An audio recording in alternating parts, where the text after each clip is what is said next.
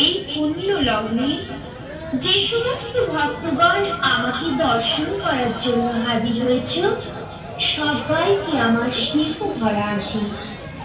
আমার সমস্ত ভক্তগণকে আশীর্বাদ করি, তোমাদের চলার পথ উজ্জ্বলময় হয়ে উঠবে, সবার পরিবার খুশিতে ভরে উঠবে, কর্মক্ষেত্রে তোমরা পাবে অগাধ সাফল্য, প্রত্যেকের সন্তান থাকবে তৃপ্তি ভাতে। ভক্তগণ, যদি কারো জীবনে কোনো সমস্যা থাকে আমাকে মনে মনে জানিয়ে দাও। তোমাদের জীবনের কঠিন থেকে কঠিনতম সমস্যার সমাধান আমি করে দেব। তোমরা সদা সর্বদা আমাকে স্মরণে রাখবে।